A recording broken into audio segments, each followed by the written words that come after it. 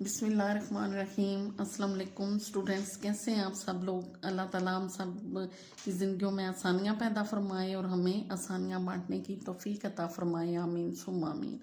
हम लोगों ने अपनी पिछली वीडियो में जो है प्रेजेंट इंडेफिनिट टेंस की जो आइडेंटिफिकेशन पढ़ी है और उसके सिंपल जो सेंटेंसेस हैं उनको ट्रांसलेट करने का जो मेथड है वो सीखा है कि पहले सब्जेक्ट वर्ब और वर्ब के बाद जो है हमारा ऑब्जेक्ट आएगा। एक कंडीशन में हमारी वर्ब की फर्स्ट फॉर्म के साथ है सॉरी एस का इजाफा होगा और वो कंडीशन है कि अगर हमारे वर्ब के जो वर्ड है उसके एंड वाले word O S H C H X O और डबल एस होंगे। इतनी चीज़ हम लोगों ने सीख ली है। तो आज की वीडियो में हम सीखेंगे नेगेटिव और इंटरोगेटिव सेंटेंसेस की ट्रांसलेशन। आज का हमारा जो टॉपिक है वो इन दो सेंटेंसेस से रिलेटेड है। तो नेगेटिव सेंटेंसेस जैसा कि आप लोगों के वो नाम से ही माइंड में आ रहा है कि ये चीज़ की नफ़ी करने वाले सेंटेंसेस हैं। मैं खाना नहीं खाता हूँ, हम कपड़े नहीं धोते हैं, मैं रोज़ाना स्कूल नहीं जाती हूँ, ये हमारे हैं नेगेटिव सेंटेंसेस हैं कि जिनके जिसमें काम ना करने का जिक्र मौजूद हो। तो मनफी जुमलों की ट्रांसलेशन करने के लिए हम लोगों ने क्या करना है कि वही सिंपल मेथड है कि सब्जेक्ट के बाद डू नॉट डज नॉट और जो है उसके बाद वर्ब और वर्ब के बाद हमारा object. Do not does not को हम as a helping verb use करेंगे। अब वही अगेन हमारा क्वेश्चन कि डू कहाँ पे यूज़ होगा और डज कहाँ पे यूज़ होगा। तो स्टूडेंट्स ये बिल्कुल सिंपल सी चीज़ के डू नॉट हम वहाँ पे यूज़ करेंगे जहाँ पे हमारा सब्जेक्ट थर्ड पर्सन सिंगुलर है। जहाँ पे हमारा सब्जेक्ट थर्ड पर्सन सिंगुलर है, चाहे वो नाउन है या चाहे प्रोनाउन है। अब प्रोनाउन कौन से हैं, ही शी इट, तीनों प्रोनाउन हैं और थर्ड पर्सन सिंगुलर है, यानी कि तीसरे किसी एक बंदे को, वाहिद बंदे को जाहिर कर रहे हैं। अब यहाँ पे अगर नेम मौजूद हो, अली, एमन, कुछ भी, तो ये भी थर्ड पर्सन सिंगुलर है। तो इसके साथ हमने डज नॉट यूज करना है। बाकी जितने सब्जेक्ट्स हैं I, you, we, they, them, all plurals जो हैं उनके साथ हमने यूज करना है डू नॉट।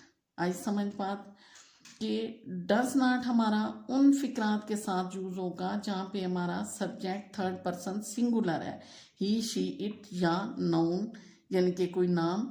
और अगर हमारे सब्जेक्ट्स इसके हट के हैं, थर्ड पर्सन सिंगुलर से हट के कोई भी सब्जेक्ट है, तो हमने बगैर सोचे समझे वहाँ पे डू नॉट यूज़ कर लेना है। ये सिंपल सा मेथड है डू और डज के यूज़ का, जिसमें स्टूडेंट्स अक्सर उलझे रहते हैं कि डू कहाँ पे यूज़ होगा और डज कहाँ पे यूज़ होगा। तो फार्मूला इसका क्या है कि सब्जेक्ट, उसके बाद डू नॉट डज नॉट और उसके बाद हम लोगों का वर्ब की जो फर्स्ट फॉर्म है और उसके बाद ऑब्जेक्ट। फार्मूला क्या है इस टेंस का कि सब्जेक्ट के बाद डू नॉट डज नॉट और उसके बाद वर्ब की फर्स्ट फॉर्म और then object. Subject, do not does not, verb की फर्स्ट फॉर्म, देन ऑब्जेक्ट। अब आप यहाँ पे पहचाने और देखें कि डू और डज कहाँ पे यूज हुए हैं। मैं खत नहीं लिखता हूँ, I do not write a letter, हम खत नहीं लिखते हैं। हमारा फर्स्ट पर्सन प्लूरल वही बाकी सेम फिक्रा, do not write a letter, तुम खत नहीं लिखते हो, you do not write a letter. अब जहाँ पे अगले फिक्रे में जो है वो चेंज आ गया, वो खत नहीं लिखती है, she does not write a letter, क्योंकि शी थर्ड पर्सन सिंगुलर है। क्योंकि शी थर्ड पर्सन सिंगुलर है तो इसलिए हम जो हमारा सब्जेक्ट थर्ड पर्सन सिंगुलर बन रहा है तो यहाँ पे हम यूज करेंगे डज नॉट। यहाँ पे यूज होगा does not write a letter. Again देखें, वो खत नहीं लिखते हैं। अब यहाँ पे थर्ड पर्सन है लेकिन प्लूरल है, सिंगुलर नहीं है, तो हमारा हेल्पिंग वर्ब डू नॉट आ गया, they do not write a letter. समझ आ गई बात आपको कि जब हम अपने नेगेटिव सेंटेंसेस की ट्रांसलेशन करेंगे उर्दू से इंग्लिश में, तो सबसे पहचान तो वही जो सिंपल टेंस की है कि नहीं लिखता हूँ, नहीं लिखते हैं, यानी कि ता हूँ, ते हैं, ती है वगैरह वाले फिक्रों में नहीं का इजाफा होगा तो हम पहचान लेंगे कि ये हमारा नेगेटिव सेंटेंस है। तो उसकी ट्रांसलेशन के लिए subject, then do not, does not, then verb की फर्स्ट फॉर्म और then object. Do not does not की यूज़ का तरीका के थर्ड पर्सन सिंगुलर के साथ डज नॉट, और बाकी तमाम सब्जेक्ट्स के साथ हम डू यूज़ करेंगे बगैर सोचे समझे। तो एक ज़रूरी चीज़ स्टूडेंट्स जो आप लोग माइंड में रखें कि हमने सिंपल सेंटेंसेस में पढ़ा था कि जब सब्जेक्ट थर्ड पर्सन सिंगुलर हो तो हम वर्ब की जो फर्स्ट फॉर्म है उसके साथ एस और ई एस का इजाफा करते हैं। वो एस और ई एस के इजाफे का मेथड भी आपने पिछली वीडियो में सीख लिया हुआ है। तो स्टूडेंट्स अब हमारा फिक्रे में आ गया डज। तो यहाँ पे क्या होगा कि जब थर्ड पर्सन सिंगुलर के साथ डज लग जाता है तो फिर वर्ब के साथ एस और ई एस का इजाफा या जो वो फार्मूला है वो यहाँ पे अप्लाई नहीं होगा।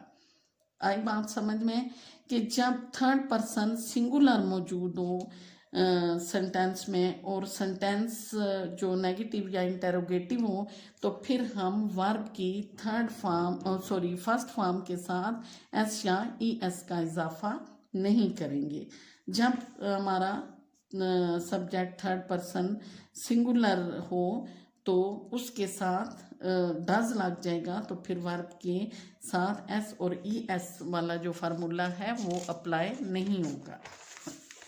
नेक्स्ट है जी, नेगेटिव आप लोगों की समझ में आ गई चीज़। तो अब नेक्स्ट है इंटेरोगेटिव, हमारा सवालिया फिक्रा। इंटेरोगेटिव हमारा सवालिया फिक्रा। तो सवालिया फिक्रा क्या है कि जिसमें हम लोगों से सवाल पूछा जा रहा है, तुम्हारा नाम क्या है, तुम कहाँ रहते हो, ये सारे क्या हैं कि हमारे सवालिया फिक्रे हैं। अब सवालिया फिक्रे भी दो किस्म के हैं। ये जो अभी मैंने दो फिक्रे आपके सामने बोले हैं कि तुम्हारा नाम क्या है, तुम कहाँ रहते हो, तुम कौन सी क्लास में पढ़ते हो, ये सारे हमारे जो सिंपल सवालिया जुमले हैं। जो दूसरी किस्म के सवालिया जुमले हैं उनके अंदर दो सवाल मौजूद होते हैं, यानी कि बच्चा क्यों रो रहा है। अब यहाँ पे दो सवाल मौजूद हैं तो हम लोग दरवाजे पर दस्तक कौन दे रहा है, तो तुम कहाँ रहते हो। तो यहाँ पे क्यों, कहाँ, कब, कैसे का जब इस्तेमाल फिक्रे के अंदर होगा तो हम वाई, व्हेन, हु, वेयर वगैरह तो उनको हम लोग पहले फिक्रे में हु, व्हेन, वाई, वेयर जो भी है वो लगाएंगे और उसके बाद हमारा अगला जो फार्मूला है वो अप्लाई होगा कि डू और डज फिक्रे के शुरू में आ जाएंगे और फिर सब्जेक्ट, फिर वर्ब की फर्स्ट फॉर्म और फिर ऑब्जेक्ट। और वही फार्मूला के अगर डज फिक्रे में लग जाएगा तो वर्ब की फर्स्ट फॉर्म के साथ एस और यस का इजाफा नहीं होगा। समझ आइए आपको कि जब हमारे दो किस्म के सवालिया फिक्रे हैं, जो पहला सवालिया फिक्रा है सादा कि तुम्हारा नाम क्या है, तुम तो कहाँ रहते हो वगैरह, ये तो कहाँ तो खैर डबल उसमें क्वेश्चन है कि तुम कहाँ, वेयर डू यू लिव, यहाँ पे डू के साथ वेयर पहले आएगा। जब सिंपल है तो कि क्या वो खाना खाता है, डज ही ईट फूड, तो डज हमारा आ गया शुरू में। बाकी हमारे फिक्रे की तरतीब वही है कि डज के बाद जो है सब्जेक्ट, सब्जेक्ट के बाद वर्ब की फर्स्ट फॉर्म और देन ऑब्जेक्ट। और जब लेकिन दूसरी किस्म के जो सवालिया फिक्रे हैं जो वाई, व्हेन, वेयर, हु से शुरू हो रहे हैं तो फिर हम क्या करेंगे कि इन फिक्रात को इन वर्ड्स को हम फिक्रे के शुरू में लिखने के बाद अगली तरतीब शुरू करेंगे कि पहले वाई, व्हेन, वेयर, हु और उसके बाद डू और डज और उसके बाद सब्जेक्ट, उसके बाद वर्ब की फर्स्ट फॉर्म और देन ऑब्जेक्ट। आ गई आपको समझ। और सवालिया फिक्रे के आखिर पे क्वेश्चन मार्क ज़रूर लगता है। सवालिया फिक्रे की पहचान क्वेश्चन मार्क है। अब यहाँ पे आप मिसालें देखें कि मिसाल है यहाँ पर कि क्या मैं खाना खाता हूँ, क्या मैं खाना खाता हूँ। तो do I eat food, do शुरू में आ गया, आई ईट फूड वर्ब की फर्स्ट फॉर्म और क्वेश्चन मार्क। क्या वो खाना खाते हैं, do they eat food, do शुरू में, दे ईट फूड। क्या वो खाना खाता है। अब जहाँ पे आ गया सब्जेक्ट थर्ड पर्सन सिंगुलर, यानी कि जो तीसरा बंदा है जो गायब है वो वाहिद है, अकेला है। तो यहाँ पे डज जो है वो फिक्रे के शुरू में आ गया, डज ही ईट फूड। क्या तुम खाना खाते हो, फिर वो जो है हमारा सब्जेक्ट चेंज हो गया है, यहाँ पे सेकंड पर्सन आ गया। तो वह फिक्रे के शुरू में डज के बजाय डू लगेगा, डू यू ईट फूड। अब जहाँ पे दोहरे सवालिया फिक्रे आगे, बच्चा क्यों रोता है, तो वाई, अब क्यों भी हमने यहाँ पे एडजस्ट करना है, तो क्यों की जो ट्रांसलेशन वाई वो फिक्रे के शुरू में आ जाएगी, why does the child weep. और तुम कहाँ रहते हो, where do you live, why, where, who, which, when, ये सब कुछ फिक्रे के शुरू में आ जाएगा और बाकी फिक्रे की पहचान वही रहेगी। तो स्टूडेंट्स, आप लोगों को नेगेटिव और इंटरोगेटिव सेंटेंसेस की पहचान भी हो गई होगी कि हमारे वो फिक्रे जो सवाल मनफी और सवालिया हैं वो किस तरह से बनते हैं। मनफी सिंपल सब्जेक्ट, मनफी का फार्मूला है subject plus do not does not plus verb की फर्स्ट फॉर्म और एंड पे ऑब्जेक्ट। और अगर सब्जेक्ट हमारा थर्ड पर्सन सिंगुलर है तो डज, अदरवाइज डू नॉट। तो सवालिया फिक्रे में भी सेम है कि अगर हमारा जो थर्ड सब्जेक्ट है वो थर्ड पर्सन सिंगुलर है तो डज, अदरवाइज बाकी सब सब्जेक्ट के साथ हमारा डू फिक्रे के शुरू में है। और अगर हमारा फिक्रा दोहरा सवालिया है तो व्हेन, वेयर, हु, ये सारा कुछ फिक्रे के शुरू में और बाकी फिक्रा एज इट इज रहेगा। आगे समझ आप लोगों को ये बात। अगर आप लोगों को वीडियोस अच्छी लग रही हैं तो सब्सक्राइब करें, लाइक करें, शेयर करें। और आज की अच्छी बात कि अल्लाह ताला का शुक्र अदा किया करो, यकीनन वो तुम्हें और ज़्यादा देगा।